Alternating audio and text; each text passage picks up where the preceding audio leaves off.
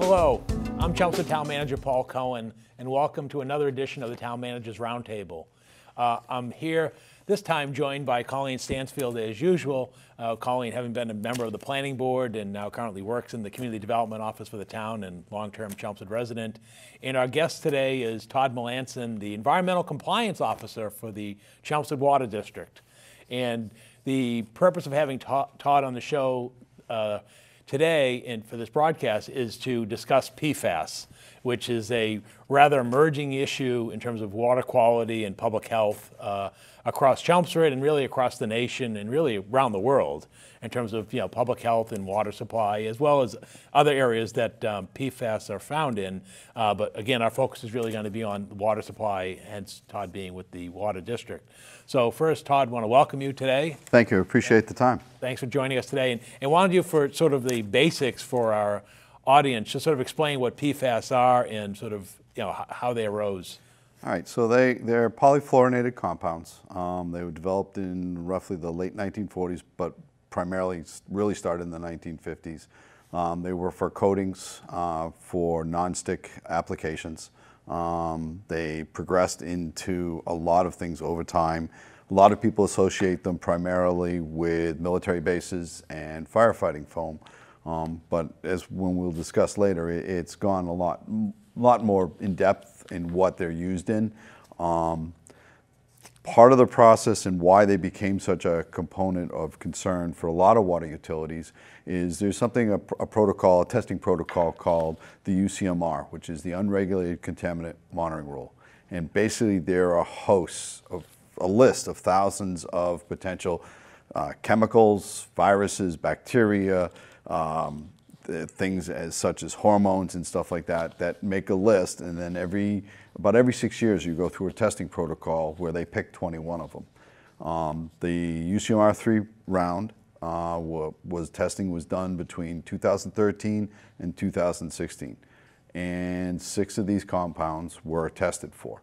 The detection limits at the time, and part of the problem with the UCMR is a lot of the testing protocols are first time they're used, so your detection limits aren't maybe as sensitive as you might want them. We are part of that because of our utility size. We are required to. So we've been in every round. Under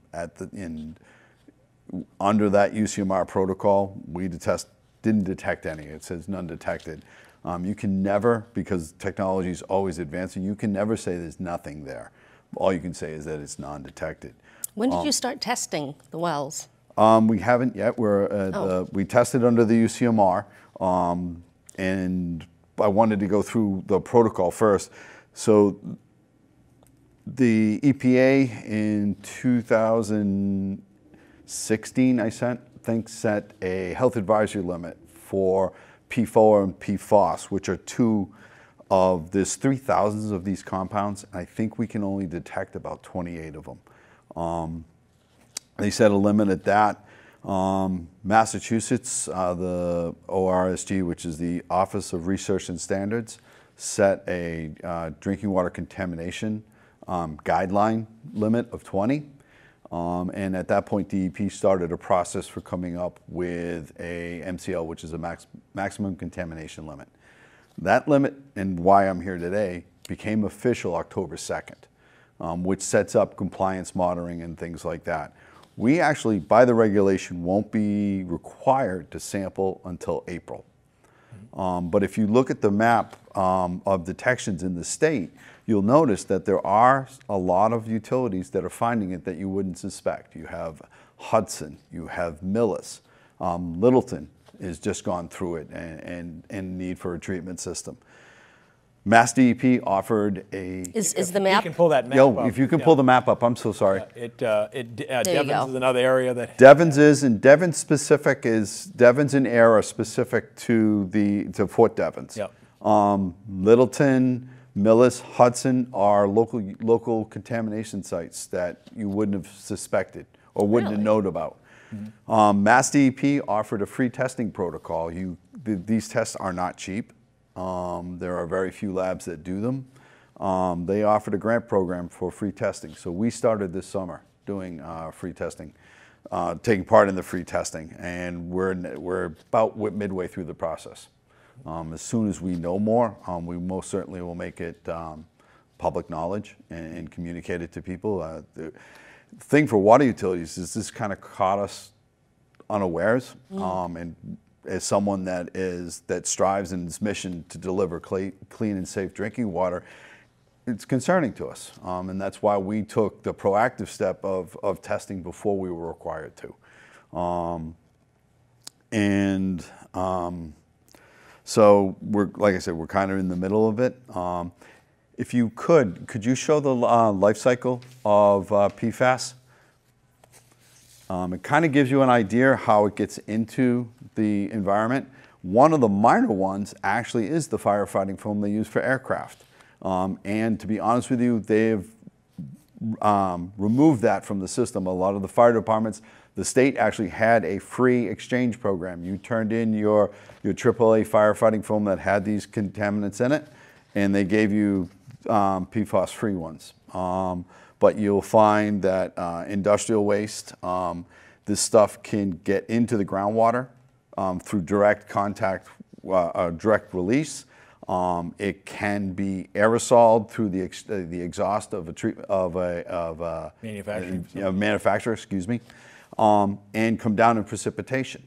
It can be through your regular household use. If you could, there's a slide on what these things are actually used in that are local common household items. I mean, you're talking anywhere from prepackaged food, insect repellent, fabric softener, antiperspirant, body wash, dental floss, pizza boxes, you name it. If it's non-stick, water resistant, stain resistant, fire resistant, more than likely it has it in it. To give you an idea, some of the sampling protocols, when you get ready to sample, the sampler cannot use any personal care products 48 hours prior so that you don't contaminate the sample. That's interesting. Because the detection levels of parts per billion, right? I mean, that's trillion. Trillion. So to Wow. give you an idea, Exactly. 1 part per trillion Yeah. is 1 ink drop in 20 Olympic swimming pools. Oh, my Lord. So the regulation is set at 20 parts per trillion, but it's for any combination of the 6 compounds. It's the easy ones are PFOA, PFOS, PFNA, and PFDA. The other ones, please don't ask me to say because I don't know if I can remember all. But the initials. carbon, fluorine chemicals. Yes, they're the polyfluorinated compounds. Yeah. They're the 6 that are currently being regulated. That regulation won't actually start until 2021, but we should be well on the way to knowing where we stand before that.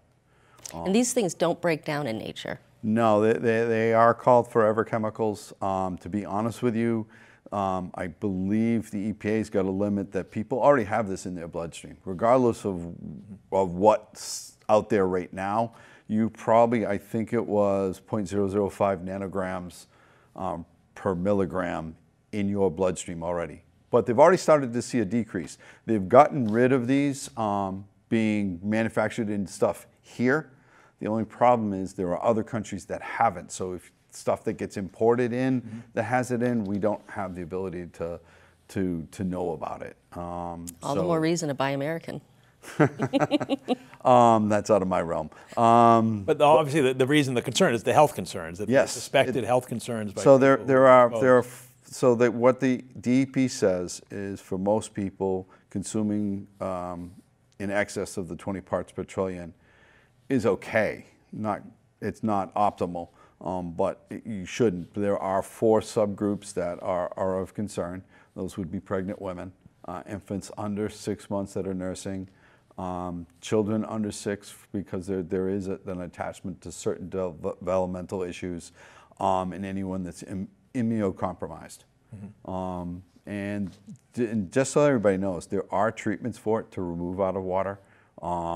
And you'll find that there is a large process for program underway with DEP to help communities between the Safe Water Revolving Fund and other things like that you have access to financial help to get you to where you need to be. So this is a very expensive test. The test itself, so that you know, you take a sample. If each sample is a different site, you have a site-specific field blank. Both of those have to be extracted and analyzed, and each one of those runs about $250 a piece to $300 a piece. So it can get fairly expensive very quickly. Was the district prepared in any way for testing of this, or it's all We brand have a new? testing program. We knew, I took part in the stakeholders meetings on the development of the mass contamination limit. The district belongs to Mass Waterworks, and we went there in support with Mass Waterworks. So we didn't know how it was going to come about, but we knew it was coming about. The superintendent, Mr. Delaney, and the water commissioners, they did increase the testing budget so that we had it in the budget to start doing it on ourselves. It's actually given us a little bit of buffer by taking part in the DEP program on sampling. But yeah, I have to commend the superintendent and the commissioners. They listen to the staff. And when there are concerns, they do act upon them. And they're some of the more proactive municipal officials I've come across in water. And so how do they treat it? How does the water district? So so water utilities is a couple of ways. And to be honest with you, there are new technologies emerging as we speak. But primarily it's with what is called GAC, granular activated carbon. The issues are, there are some limitations to it. And like currently right now, for people that don't know, our two main plants are Riverneck Road and Crooked Spring. They are called green sand filtration with aeration, meaning the water comes in from the wells, gets mixed together, goes through an aeration tower. From the aeration tower, it goes to the filters, which are green sand, which are different grades of gravel and a type of carbon, but it's not granular activated. It's hit with two oxidizers, potassium permanganate, sodium hypochlorite, which is just chlorine, to oxidize the iron and manganese out and to disinfect. It leaves those filters. It adjusts the pH with potassium hydroxide. So the water leaves with a pH of about 8 and settles out at about 7.5 in the system. Those are good for like 10 to 15 years, that green sand, before you have to replace it. Granular activated carbon has a limited lifetime, limited use, and it's something you have to regenerate or replace. And so it does get expensive. It's used to remove a lot of things already, volatile organic contaminants if you have high levels of it, and some other contaminants it's useful in as well.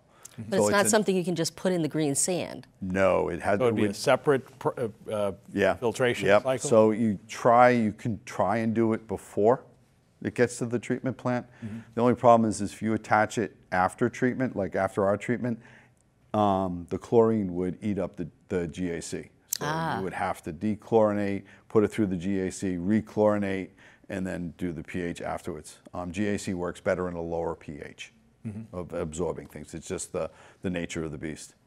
There are other things that you can do. I know they do ionic exchange in resins. Gets a little bit more technical, and you need a lot more cleaner of the water. So those are usually polishes after the fact. Now, do you design your own, or is this something that this is is well all above what I can do? This would be engineering. Engineering firms, you'd need this engineered stamped. You'd need it designed.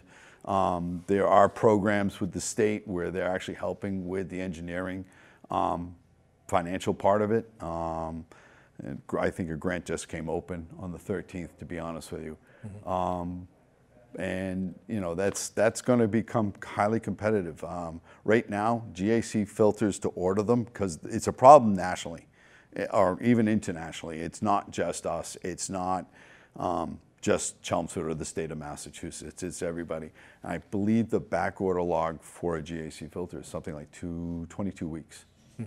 Wow. And what kind of costs are we talking? I mean, just ballpark. I'm not asking you to do it, but is this something that we're talking $100,000 or $1 million? I mean, where is? So I think if you were to do like a 4-filter system, something like, it's not Fort Devens anymore, it's Devens. But I think it was a $2 to $3 million additive. to their system. That's just to acquire it. Then there's obviously. No, that was to design it, build it, and put it in place. And then there's operating costs as well, right? Yep. You're going through Yep. carbon, chemicals, and so Yep, forth. there are costs associated with the operation of it, yes. Now, are these designs specific to the location too? No, they're That was pretty GAC standard? is a pretty well-known treatment technique.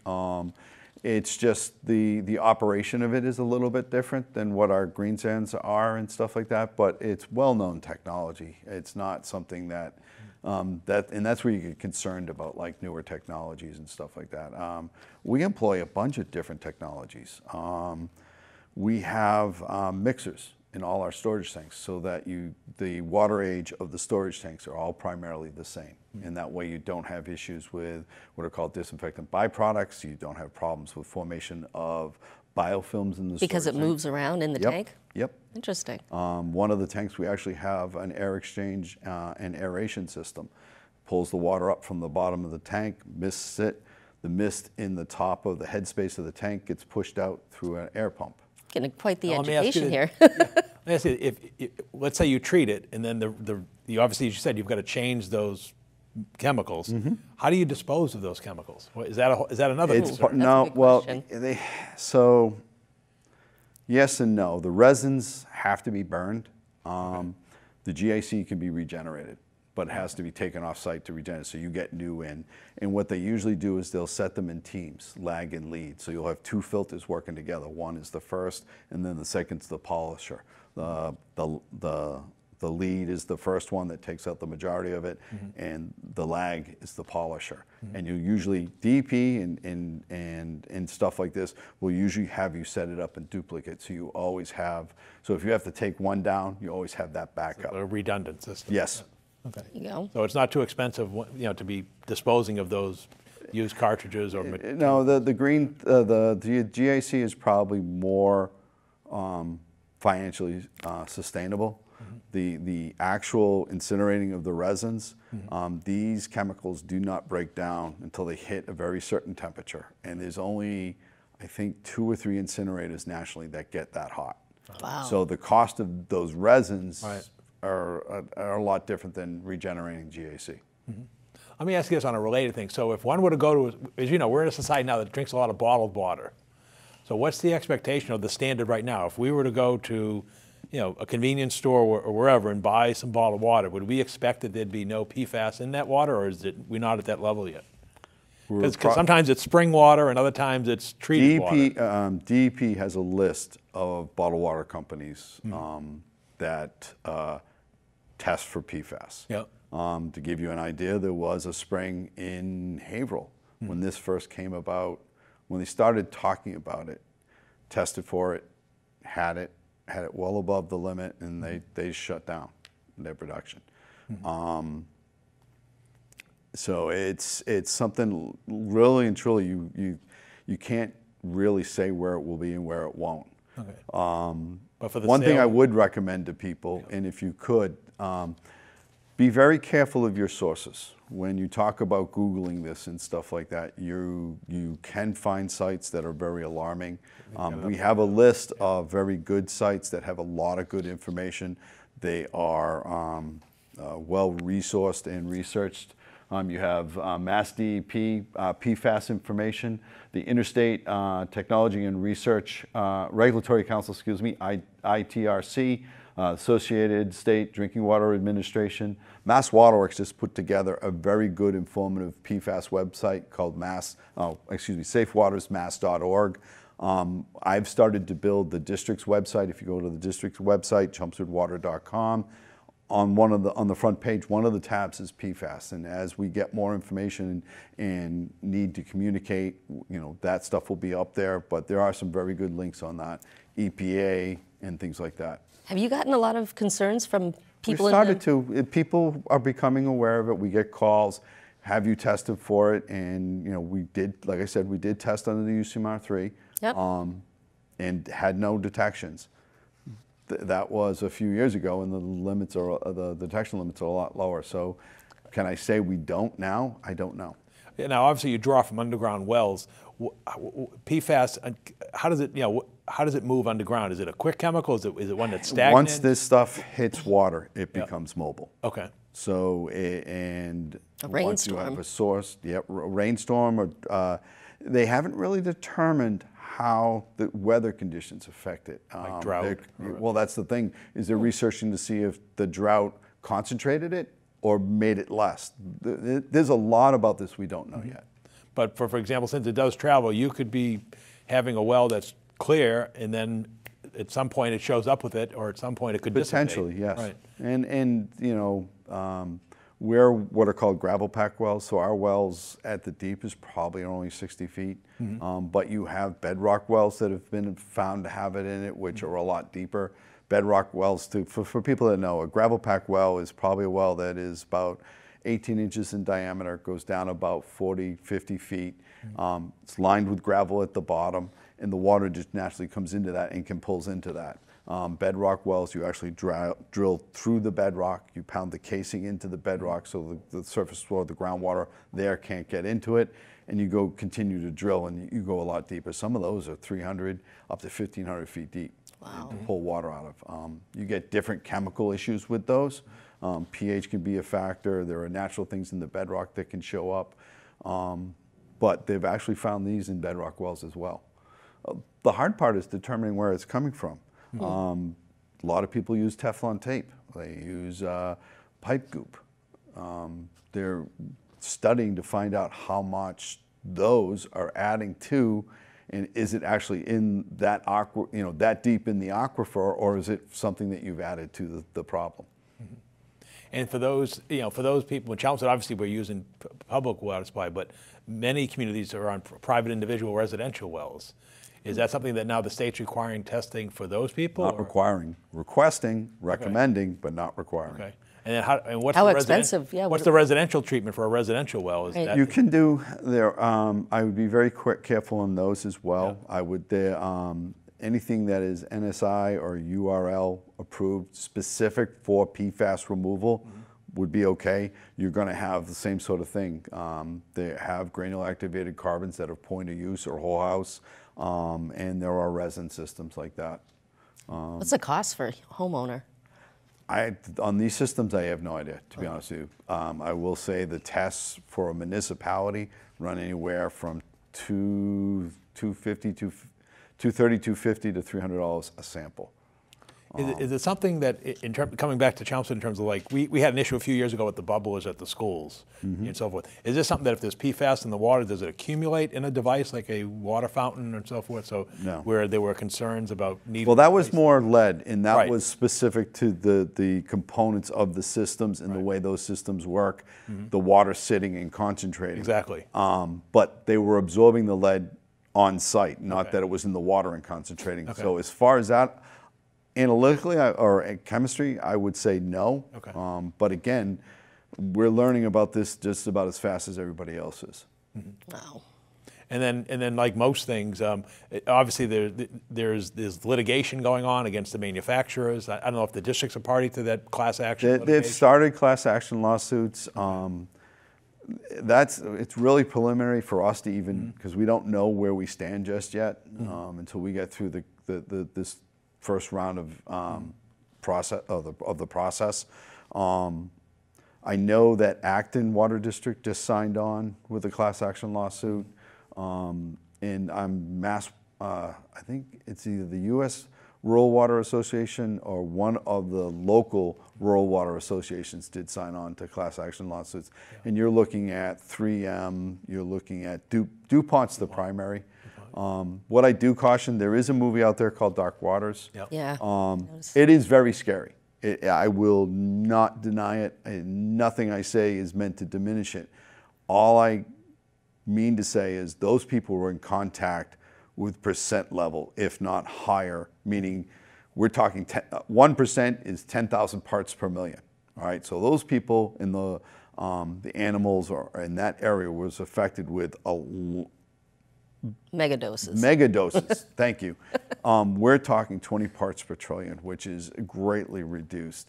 So while I empathize and I'm horrified at what happened to those people, the levels we're talking about are not at the same level as those concentrations.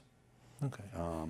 It is very, very scary when you see that film. And this is a federal mandate now. EPA has a health guideline of 70 parts per trillion for PFOA and PFAS. Like I said, a lot of the states took that as and opted to use that as their guideline in their controls for their states. But 15 states, and Massachusetts being one of them, took the additional steps to regulate it further. We're the only one that uses it as a group of 6. Most of them are looking at the individual compounds and setting individual compounds, which makes it hard to get a contiguous regulatory compliance nationally because you have so many states that are doing it differently. Wow. And it's hard to communicate. It really is very hard to communicate. But you can get something from the different towns in Mass. I mean, you get some consistencies there. Well, they have to. They will have to comply with this with the state reg, yes. So in Massachusetts, the compliance will be, but when you try to communicate this or look at stuff regionally, it's extremely difficult. And we all do talk to each other. So it's something that we're all talking together about and trying to figure out the best way to protect our residents and the consumers. When will you start this? You did the first testing, and there'll be a second one when? The second one's already undergoing now. And we expect, I'm not exactly sure when the results are. Right now, Massachusetts only has 6 labs in the entire country that are certified in the state of Massachusetts to be this type of testing. So as you can imagine, they are overwhelmed. That was one of the concerns when we had the stakeholders group.